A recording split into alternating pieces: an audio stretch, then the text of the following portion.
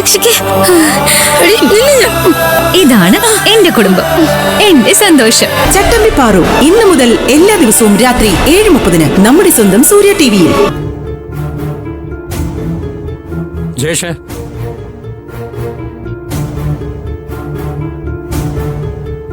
എന്താടാ അവിടെ നാളും വിളിച്ചായിരുന്നോ? ഭാവനേച്ച് 1-2 തവണ വിളിച്ചിരുന്നു, ഞാൻ പിന്നെ എടുത്തില്ല. വേണ്ട, എടുക്കണ്ട. ഇനി നമ്മൾ ബുദ്ധിപൂർവ്വം നീങ്ങിയാലേ നമ്മൾ ഉദ്ദേശിച്ച പോലെ കാര്യങ്ങൾ നടക്കൂ. ഇപ്പോ ചേച്ചിയുടെ കണക്കോടുകളൊക്കെ തെറ്റിയില്ലേ? അതുപോലെ അടുത്ത നമ്മുടെ ലക്ഷ്യം എന്താണെന്ന് അറിയുമ്പോൾ ചേച്ചി ശരിക്കും ഞെട്ടും. അച്ഛൻ പറയുന്നതൊക്കെ ശരിയാ, പക്ഷേ ഇപ്പൊ ഗായത്രി ആന്റി മാത്രമല്ല ഉള്ളത്. ആന്റിക്ക് 5 മക്കളും മരുമക്കളും ഉണ്ട്. ആരുണ്ടെങ്കിലും നമുക്ക് എന്താടാ? അതൊക്കെ മുന്നിൽ കണ്ടുകൊണ്ടാണ് നിന്നെ ഇറക്കി ഞാൻ കളിച്ചത്. അല്ലാതെ ഒരു സുപ്രഭാതത്തിൽ കല്യാണം വിളിച്ചിട്ട് സംബന്ധം കൂടാനല്ല ഞാൻ ഈ നാട്ടിലേക്ക് വന്നത്. എന്നെങ്കിലും ഒരിക്കൽ എല്ലാം കൈവിട്ട് പോകുന്ന ഞാൻ ഇത്രയും നാൾ കരുതിയിരുന്നത്. അപ്പോഴാണ് ആരുടെയോ കാരുണ്യം പോലെ ഭാനുവിനെ നീ പരിചയപ്പെടുത്തുന്നത്. അതോടെ ഒരു കാര്യം എനിക്ക് മനസ്സിലായി, ഞാൻ ഇത്രയും നാൾ കാത്തിരുന്നതും കാവലിരുന്നതും വെറുതെ ആയില്ല. അച്ഛൻ പറഞ്ഞാ മതി, എന്തിനും ഞാൻ തയ്യാറാ. എന്തിനും തയ്യാറാവുന്നൊക്കെ കൊള്ളാം, കൂട്ടത്തില് നിന്റെ പഠിത്തം മാത്രം ഉഴപ്പരുത്. എടി, അങ്ങനൊന്നും ഇവന്റെ ഭാഗത്തൊന്നും ഉണ്ടാവില്ല. വേണ്ടി വന്നാൽ കോടികൾ എറിഞ്ഞ് ഞാൻ എന്റെ മോനെ ഡോക്ടറാക്കും. അല്ലടാ മോനെ? അതേമേ, അമ്മ ധൈര്യമായിട്ടിരിക്കും. ലാഭവും ഇല്ലാത്ത ഒന്നിനും അച്ഛൻ ഇറങ്ങില്ലെന്ന് അമ്മയ്ക്കറിയാലോ. ലാഭം നോക്കുന്നതിനിടയില് നിന്റെ പഠിത്തം നഷ്ടമായി പോകരുതെന്നേ ഞാൻ പറഞ്ഞുള്ളൂ. അതൊന്നും ഇല്ലമ്മേ. മോഹനേട്ടന്റെ തീരുമാനം എന്താ?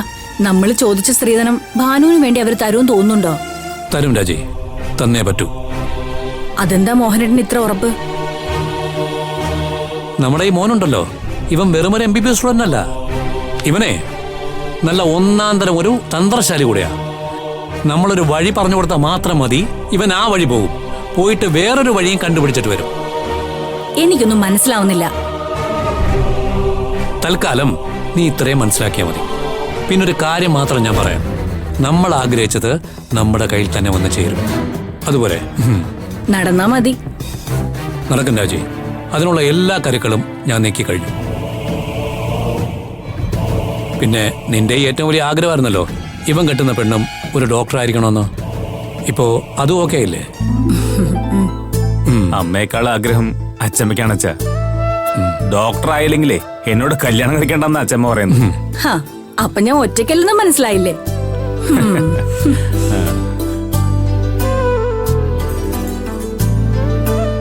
അച്ഛാ, അമ്മയോട് വേറൊന്നും പറയില്ല അച്ഛാ.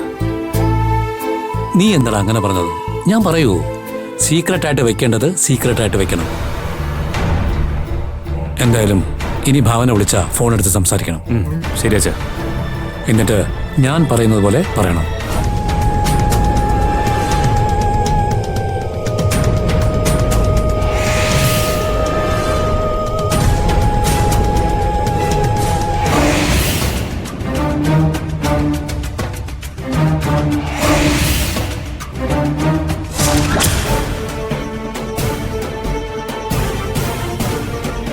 ഓക്കെ അച്ഛാ, ഞാൻ ഏറ്റു. നമുക്ക് നോക്കാം മോനെ, അവൾ നമ്മുടെ വഴിക്ക് വരുമെന്ന് നമുക്ക് നോക്കാം. ശരി.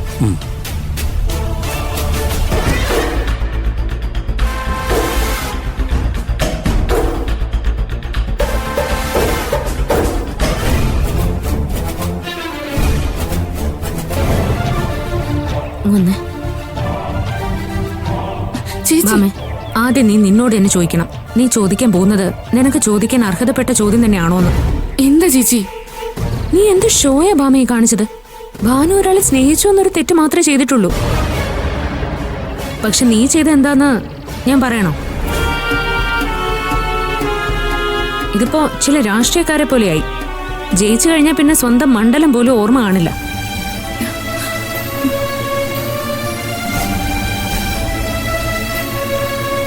നീ അവിടെ നിന്ന് ഭാനുവിനെ ചോദ്യം ചെയ്തപ്പോ ഞങ്ങളെല്ലാരും പരസ്പരം നോക്കി നിൽക്കുമായിരുന്നു.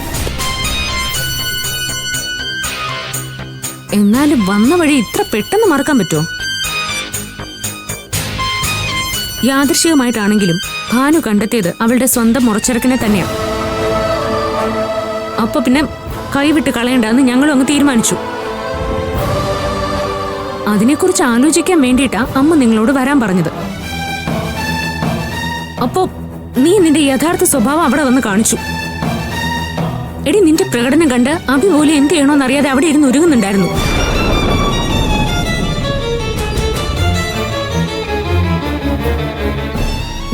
അല്ലെങ്കിൽ തന്നെ എന്തിന്റെ അടിസ്ഥാനത്തില നീ അവളെ ചോദ്യം ചെയ്ത്? അതിനുള്ള എന്ത് യോഗ്യത ഭാമേ നിനക്കുള്ളത്?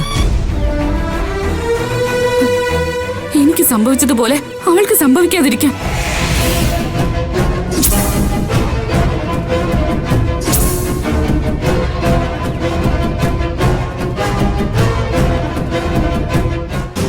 ഞാൻ അനുഭവിച്ചതുപോലെ ഭാനുവും അനുഭവിക്കാതിരിക്കാൻ.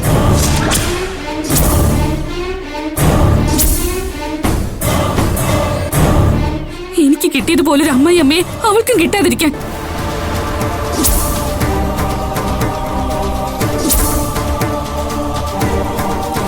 ഇനിയും എന്റെ ചേച്ചി ആരുടെയും മുമ്പിൽ തല കുനിക്കാതിരിക്കാൻ, ആരുടെയും കാലിൽ വീഴാതിരിക്കാൻ.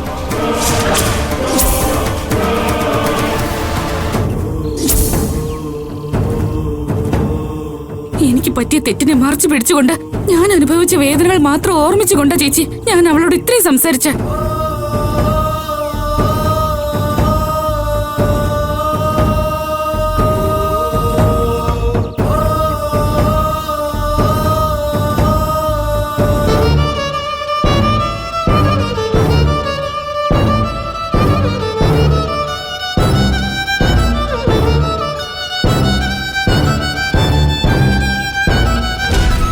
നമ്മളെക്കാൾ വലിയവരെ തേടി നമ്മൾ പോകാൻ പാടില്ലെന്ന് ചേച്ചി എന്നെ പഠിപ്പിച്ചിട്ടുള്ളത്. എന്റെയും ചേച്ചിയുടെ ജീവിതപാഠം തന്നെ അവള് നോക്കിയ പോരെ ചേച്ചി.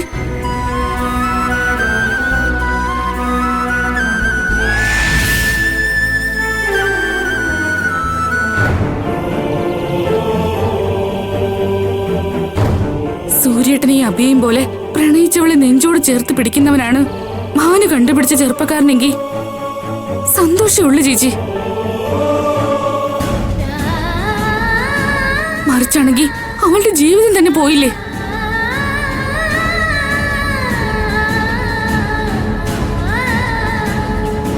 സഹോദരങ്ങൾക്ക് വേണ്ടി ഇന്നും ചേച്ചി ഇങ്ങനെ ഓടിക്കൊണ്ടിരുന്നാ മതിയോ? ചേച്ചിക്കും വേണ്ടി ഒരു ജീവിതം.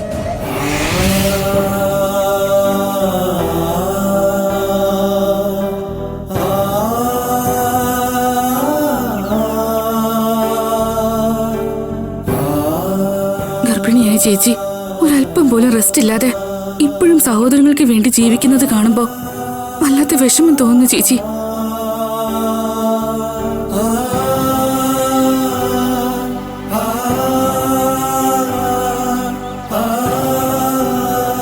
അതുകൊണ്ടാ ഞാൻ എന്നെ കുറിച്ച് ചിന്തിക്കാതെ ഭാനുവിനെ കുറ്റപ്പെടുത്തിയത്.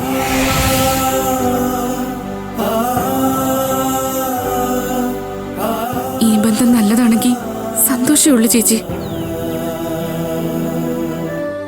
അവൾക്കൊരു നല്ല ജീവിതം കിട്ടിയ നമ്മളല്ലാതെ പിന്നെ ആരാ ചേച്ചി സന്തോഷിക്കണ്ടേ? അഭി പറഞ്ഞത് കേട്ടല്ലോ, ഞങ്ങൾ ഉണ്ടാവും ചേച്ചി.